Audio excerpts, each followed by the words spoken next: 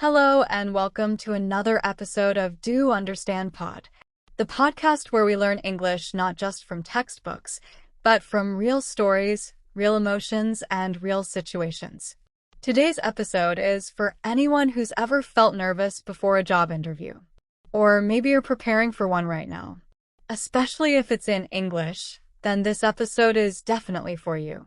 Let me tell you a story. A few weeks ago, my friend Kuba told me about his job interview. It was for a position in a tech company with international clients. The interview was going to be in English. And although Kuba speaks English quite well, he was nervous. Really nervous. He said, "I feel excited, but also scared. What if I forget words? What if I freeze?" And I said, "Kuba, that's normal. You're not alone." Because let's be honest, job interviews are stressful. Even in your native language. You want to make a good impression. You want to sound confident. You want to show your best self. And when the interview is in English, it feels like an extra challenge. But here's the truth. It's also a great opportunity. More and more companies work in international teams. English is the language of global business. So if you're learning English, chances are you'll use it in your job. Maybe not every day, but often.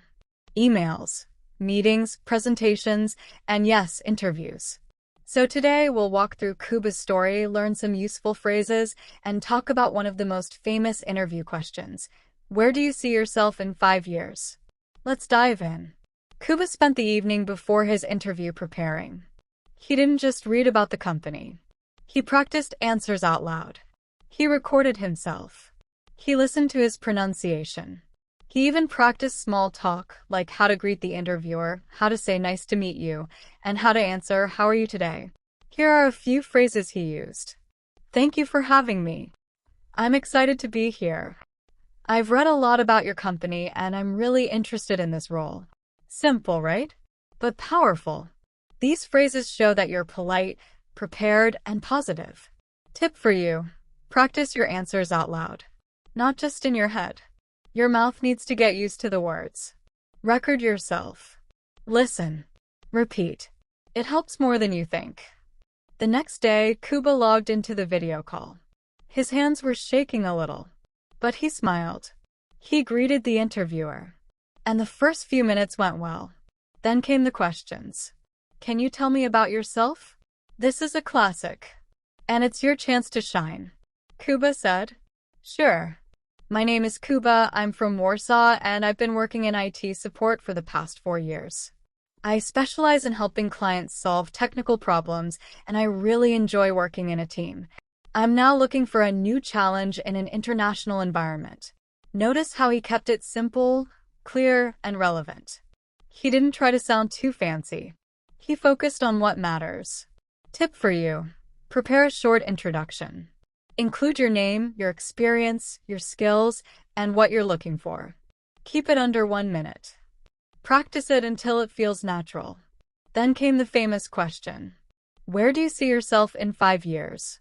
Kuba paused. He had heard this question before. But now, in English, it felt harder.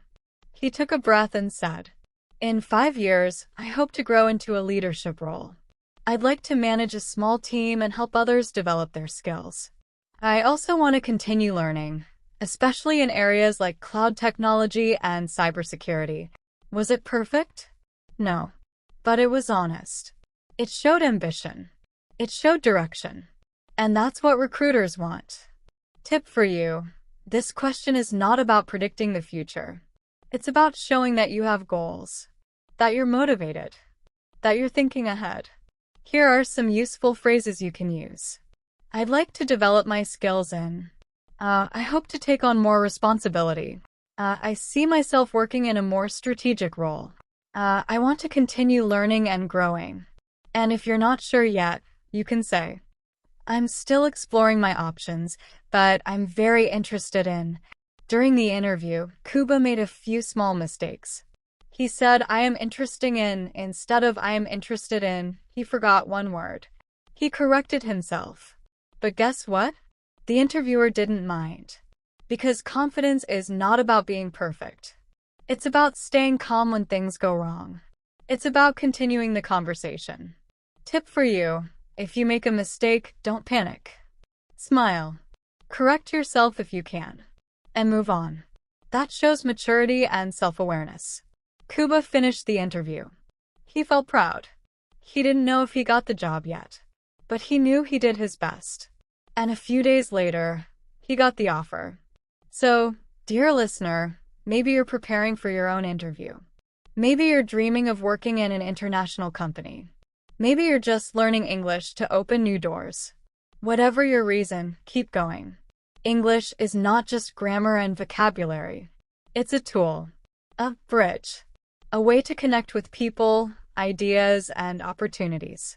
And yes, interviews in English are scary, but they're also exciting. They're a chance to show who you are, to tell your story. So let me ask you, what would you say if someone asked you, where do you see yourself in 5 years? Think about it. Say it out loud. Write it down. Practice it. Because your story matters. Your voice matters. And your English is getting better every day. Let's finish with a few practical tips. Prepare your answers. Write down common questions and your answers. Practice them out loud. 1. Use simple language. You don't need fancy words. Be clear. Be honest. 2. Smile and breathe. Your body language matters. Stay calm. Show enthusiasm. 3. Ask questions. At the end of the interview, ask something like, what does a typical day look like in this role? What are the next steps in the recruitment process? 4. Reflect afterwards. What went well? What can you improve? Every interview is a lesson. Thank you for listening to this episode of English in Real Life. I hope Kuba's story inspired you. I hope you learned something useful. And I hope you feel a little more confident about your next interview. Remember, you don't have to be perfect. You just have to be prepared. And now, I'll leave you with one final challenge. Your task: record yourself answering the question, where do you see yourself in 5 years? Keep it under 1 minute. Use the phrases we talked about. And listen to your voice. You're doing great.